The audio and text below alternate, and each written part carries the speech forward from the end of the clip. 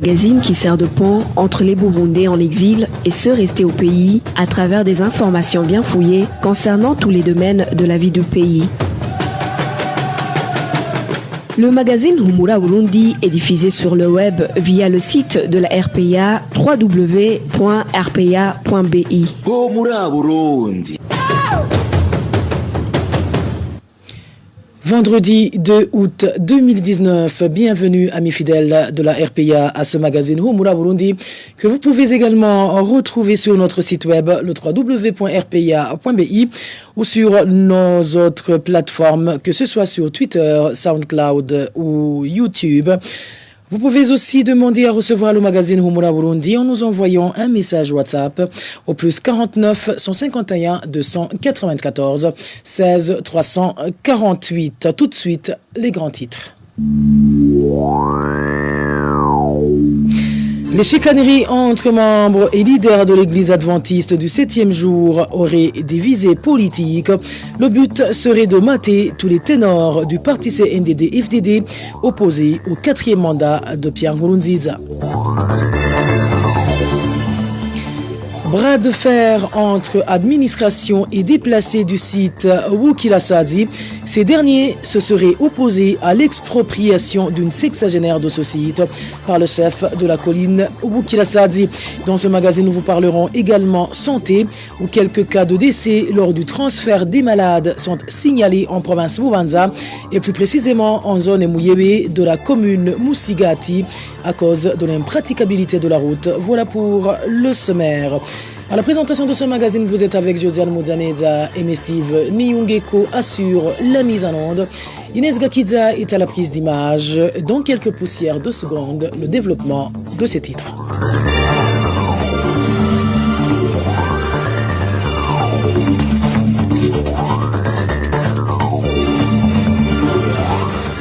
Encore une fois, bienvenue. Débutons par cette page politique où le cercle Nkurunziza manipule à sa guise le conflit au sein de l'église adventiste du 7e jour. D'une part, ce cercle aurait déjà des boucs émissaires opposés au 4e mandat de Pierre Nkurunziza ou à la candidature de son épouse. D'autre part, il voudrait s'accaparer des avoirs de la dite église. Le point avec Emmanuel Niyongeko. La destitution de Joseph Ndikubugayo, alias Senhomo, à la tête de la représentation nationale de l'église adventiste du 7e jour au Burundi, a été une manne pour le cercle Nkurunziza. Selon une source bien informée, le cercle Nkurunziza a profité de cette destitution pour non seulement nommer des boucs émissaires qui auraient affiché l'intention de s'opposer au 4e mandat de Pierre Nkurunziza et à la candidature de Denise Buchumi, mais aussi mettre la main sur le patrimoine de l'église qui constituerait une source de financement. Dans le viseur du cercle Nkurunziza se trouve l'église adventiste qui compte en son sein quelques généraux, quelques colonels et quelques hautes personnalités, tous originaires des provinces Bubanza et Cibitoke, provinces réputées fiefs de l'église adventiste du 7e jour. C'est ainsi que certains colonels et responsables au sein de l'église adventiste, dont le pasteur Lamek Barishinga, ont été arrêtés parmi les adeptes qui sont opposés à Joseph Ndikubugayo, alias Senhomo, a indiqué notre source. Par ailleurs, le procès dans cette affaire aura lieu dans un climat tendu au sein des anciens combattants et hauts gradés du CNDD-FDD. Ce procès se solde par la libération des responsables de l'église. De son côté, le cercle Nkurunziza aura réussi à ternir l'image de certains généraux et hautes personnalités originaires des provinces Cibitoke et Bubanza. Ces derniers ne sont plus dans les bonnes odeurs de sainteté de Pierre Nkurunziza et vivent la peur au ventre, nous a révélé notre source. Après ce procès, le cercle Nkurunziza, par le biais du ministre de l'Intérieur Pascal Barandagiye, a rétabli Joseph Ndikubugayo à la tête de cette église. Selon notre source, Joseph Ndikubugayo en a profité pour piller les comptes de l'église, pour donner des contributions pour les élections et corrompre certains ténors du parti au pouvoir et ainsi s'attirer la sympathie et la protection du sommet du pouvoir. C'est ainsi que Joseph Ndikubugayo n'est pas inquiété et participe dans des activités visant à arrêter tout adepte de l'église adventiste du 7e jour, opposé à son retour à la tête de l'église, sous l'œil vigilant des agents du corps de sécurité et certains des jeunes Imbonerakure affiliés au parti CNDD-FDD. Emmanuel Niyungeko, politique toujours, l'intolérance politique qui se manifeste au Burundi à l'approche des élections de 2020 est préoccupante, surtout en ce qui concerne les préparatifs de ces dernières. Propos du porte-parole du parti Sahwanya Frodebou, Phineas Nigaba trouve qu'un dialogue inclusif sur la crise au Burundi est indispensable pour qu'il puisse y avoir des élections crédibles et transparentes. Suivi. Pour le parti Sahwanya Frodebou, nous voyons que les élections qui sont en train d'être préparées de 2020, nous voyons qu'il y a beaucoup de défis à relever. Premièrement, nous voyons que l'environnement politico-sécuritaire n'est pas du tout favorable. Cela se traduit par l'intolérance politique qui prend une allure très inquiétante. Nous voyons qu'il y a des signes des partis politiques qui sont abusés, des emprisonnements arbitraires, même des tueries. Tout cela, ça a des incidences sur la préparation des élections. Deuxièmement, nous voyons que les élections sont en train d'être préparées avec une quasi-absence des médias indépendants. Troisièmement, nous voyons que les élections sont en train d'être préparées avec une quasi-absence des observateurs internationaux, même nationaux, qui sont indépendants. En plus, on prépare les élections alors qu'il y a des politiciens qui sont encore en exil. Enfin, on prépare les élections alors qu'il y a beaucoup de réfugiés qui sont à l'extérieur du pays. Avec tous ces défis-là, nous voyons qu'il est très difficile alors maintenant d'organiser des élections qui sont libres, qui sont apaisées, qui sont inclusives, qui sont transparentes et même qui sont crédibles. Normalement, c'est le dialogue qui devrait aider à trouver des solutions. Comme nous l'avons toujours dit, le Burundi devrait se mettre ensemble pour discuter les voies et moyens qui peuvent les aider à trouver des solutions durables pour cette crise politique. La seule solution, c'est le dialogue inclusif. En page droits de l'homme, les organisations nationales, régionales et internationales de la société civile demandent au Conseil des droits de l'homme de l'ONU de renouveler le mandat de la commission onusienne d'enquête sur le Burundi. Dans une correspondance sortie ce vendredi, ces organisations de droits de l'homme ont proposé que le mandat soit prolongé d'une année. Louis Mage, directeur Afrique de Human Rights Watch, une des organisations signataires, fait savoir que cette demande a été faite au vu de la situation des droits de l'homme qui reste précaire au Burundi. Suivez.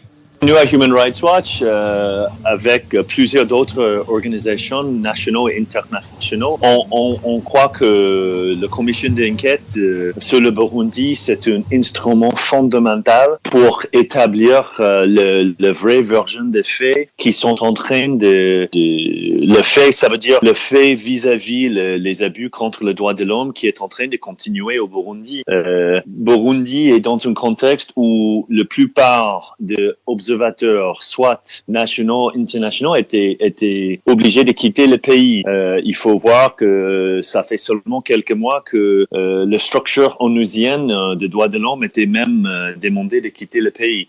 Donc, on a peur que ces abus continuent dans le noir. Une structure comme la commission d'enquête, ça donne l'occasion de savoir la vérité de ce qui s'est passé dans le réel pays. Et sachez qu'avec l'organisation Human Rights Watch, les organisations signataires sont au nombre de 41. Droits de l'homme, c'est aussi un commerçant de la colline Ebihororo, commune et province Gitega, qui a été tabassé et son argent volé par des jeunes Imbonirakoulé de cette localité.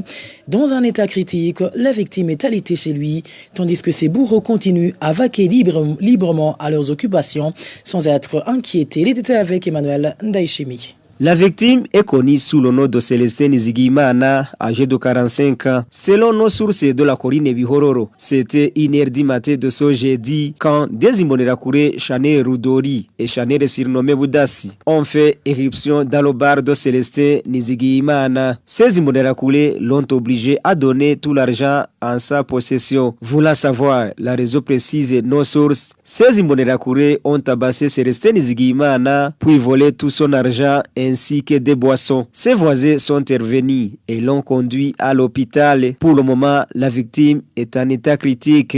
Le matin de ce jeudi, les policiers sont allés chercher ces Imbonerakure, mais ils se sont échappés. Les habitants de la colline Bihororo demandent que la justice soit faite. Nous avons essayé de joindre par téléphone Abel Habonimana, chef de colline Bihororo, mais sans succès. Valentin Nahimana, administrateur de la commune Gitega, lui, nous a raccroché au nez.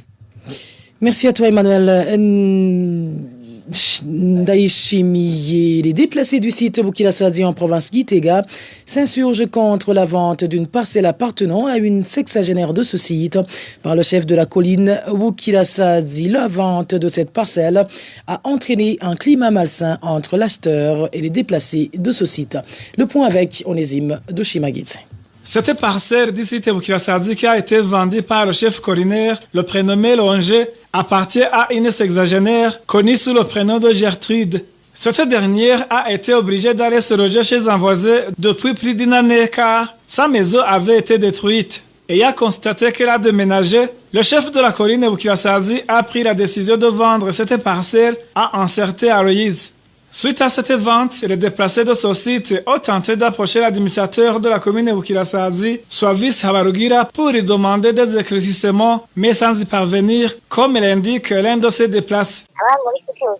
Nous, les habitants du site Bukirasadi, nous avons organisé une réunion dans laquelle était invité l'administrateur communal et le chef de la colline Bukirasadi, mais personne des autorités n'a pas répondu présent pour nous donner des éclaircissements. Nous leur avons envoyé le procès verbal de la réunion, mais ils n'ont pas réagi.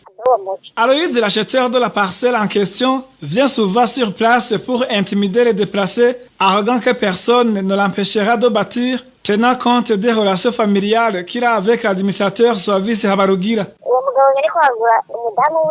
La femme d'Aloïse, l'acheteur de la parcelle, est chargée du service de la comptabilité de la commune Bukirasadi. Elle est en plus une cousine de l'administrateur. Donc, nous avons peur qu'elle peut la lui donner abusivement à cause de ses relations parentales.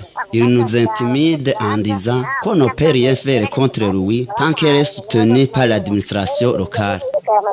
Pour le moment, les déplacés du site Bukirasadi se sont regroupés pour faire un travail de bonne action en fabriquant des briques pour réhabiliter la maison de la démunie Gertrude.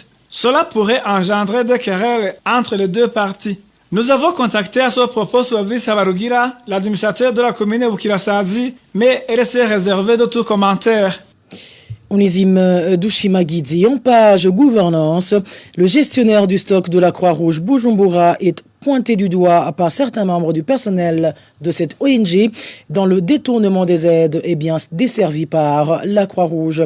Ce personnel affirme que d'autres agents de cette ONG seraient complices de ce responsable dans ce vol. Le point avec Innocent Valentin Singilanga. Sur ces détournements signalés au sein de la Croix-Rouge branche Bujumbura, certains membres du personnel de cette organisation donnent l'exemple d'une aide en vivres qui était destinée aux habitants de la zone Buterere, victimes des pluies diluviennes. Ces agents de la Croix-Rouge affirment que l'aide a été retirée des stocks de l'organisation au mois de juin, mais elle n'est jamais arrivée à destination.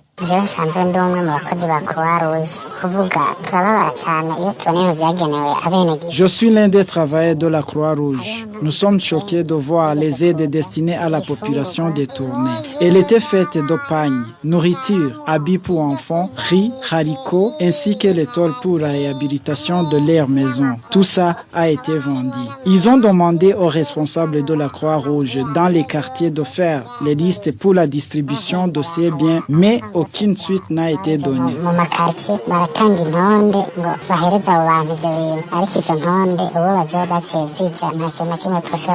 Le personnel de la Croix-Rouge accuse Jean Bosco Nihinyuzwa, secrétaire de cette ONG en commune Nahangwa, de collaborer avec le gestionnaire du stock de la Croix-Rouge pour détourner des aides. Il donne un autre exemple de 25 cartons de préservatifs qui ont été détournés la semaine passée.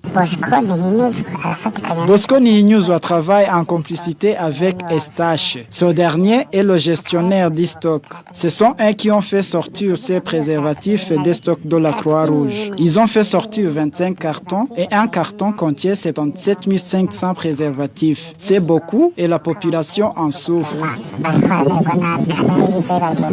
À ce propos, nous avons contacté Eustache Nyondiko, gestionnaire du stock de la Croix-Rouge branche Bujumbura, tout comme Jean Bosco Nihinyuzwa, secrétaire de la Croix-Rouge en commune Nahangwa. Il rejette toutes ces accusations. Innocent Valentin, Singilangabo, une courte pause et nous abordons la page santé. Les malades de la zone Mouyebe, commune Moussigati de la province Bubanza nécessitant un transfert ont de plus en plus du mal à accéder à l'hôpital de Bubanza.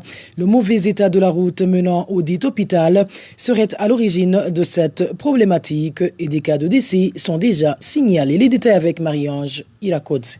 Dans la zone Mouyebe, il y a 2 centres de santé comme l'indique notre source. La route menant au centre de santé situé sur la colline Massaré est détruite. L'ambulance ne peut donc plus arriver au dit centre de santé. Le malade nécessitant un transfert à l'hôpital Bubanza peut passer plus de 2 heures en route avant d'arriver à l'hôpital. Pour arriver à Manda, l'ambulance passe d'abord par Muzinda, puis Rugazi, Ruche jusqu'à Mouyebe. L'ambulance fait plus de 2 heures en route. La route Mouyebe vers Moussigati est détruite alors qu'elle a été rappelée direct. Les habitants de la colline Moussaré indiquent qu'en cas de transfert à l'hôpital provincial, ils sont obligés de transporter le malade sur une civière jusqu'à l'endroit accessible pour les véhicules.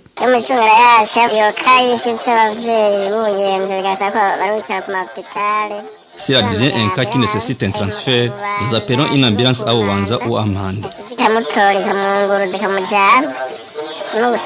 Le problème qui s'observe souvent, l'ambulance ne peut pas arriver sur le centre de santé de Massal, donc on est obligé de transporter le malade sur un brancard pour arriver à Kayange, où existe encore une route praticable pour l'ambulance. Ce trajet de longues heures entraîne de conséquences chez les malades, poursuit notre source. Si l'ambulance arrive tard à cause de l'inaccessibilité de cette route, une femme enceinte peut mourir en cours de route. Il y a aussi des cas d'avortement enregistrés. Des fois même, les bébés meurent. Les habitants de la commune Moussigati demandent aux administratifs de réhabiliter ces routes pour qu'il leur soit facile d'aller se faire soigner. La rédaction de la RPA a contacté Jean Bosco Ndouimana, administrateur de la commune Moussigati. Il nous a expliqué qu'il est dans une réunion et nous a renvoyé chez Renova Nahimera, conseiller communal chargé du développement communal, mais nous n'avons pu joindre ce dernier. Merci à toi, Marie-Ange Irakoudzi. Le dernier dossier de ce magazine parle d'éducation, où les directeurs des écoles accusés d'avoir commis différentes fautes devraient être punis conformément à la loi, car non seulement ils pervertissent leurs élèves, mais ils sont déjà en train de rendre médiocre tout le système éducatif. Propos du professeur Libera Nibashirakandi, si après que le directeur du lycée Bubanza ait permis à une certaine catégorie d'élèves qui ont échoué d'avancer de classe suivie. Premièrement, depuis que le parti CNDD-FDD est au pouvoir, le système éducatif burundais est gangréné par des abus de toutes sortes. Vol des examens, distribution gratuite des points sans aucun effort de la part de certains élèves, sans oublier les enseignants et directeurs d'école qui abusent les jeunes filles. Certaines provinces étant beaucoup plus touchées que d'autres, dont les provinces du Nord, Bubanza et Chibitoke. Deuxièmement, ce qu'il faut saluer, il existe encore des Burundais patriotes, de véritables Bashinganahe, qui prennent le grand risque de dénoncer ces pratiques honteuses, ces crimes sans nom. Ici, nous saluons et félicitons ces enseignants qui dénoncent ces tricheries et pratiques inhumaines. Ces courageux enseignants doivent être des modèles pour tous les Burundais. Ayons le courage de dénoncer tous les crimes dans tous les secteurs de la vie nationale. C'est la seule voie de rebâtir un Burundi juste dans le strict respect des valeurs de Bundu et de Bushingantahe. Troisièmement, tous les acteurs du système éducatif burundais, enseignants, responsables des établissements, les parents, les syndicats, les hommes d'église, les élèves, les écoliers, les étudiants et les hommes et les femmes de la société civile burundaise doivent se rassembler et constituer une force pour dénoncer avec la dernière énergie ces crimes et ces pratiques qui ne font que détruire la société burundaise. Ces pratiques honteuses doivent être bannies dans toutes les écoles burundaises. Cela exige que chaque citoyen burundais s'implique en parole et en acte pour le retour de la discipline et le respect de l'enfant de la part des enseignants et des responsables des établissements. Il faut un plan national de lutte contre la gratuité des points, le vol des examens et l'exploitation sexuelle des jeunes filles par les éducateurs. Quatrièmement, à la ministre Geneviève Dirahicha de dépasser de son appartenance au parti CNDD-FDD et de prendre des mesures immédiates et concrètes pour que les éducateurs qui adoptent un comportement indigne soient éloignés des jeunes et ainsi éviter tout contact à le jeune burundais. Et voilà, chers auditeurs, c'est sur cette intervention du professeur Libera Nibashira-Kandi que nous mettons un point final au magazine Humura Burundi de ce vendredi 2 août 2019. Merci à vous tous qui nous avez tenu compagnie. Merci à toute l'équipe rédactionnelle qui m'a aidé à collecter toutes ces informations. Merci également à Aimé Steve Niyungeko qui en assuré la mise en onde, ainsi qu'à Inès Gakiza qui était à la prise d'image. Au micro, vous étiez avec Rosal Mouzaneza. Un bon début de week-end à tous.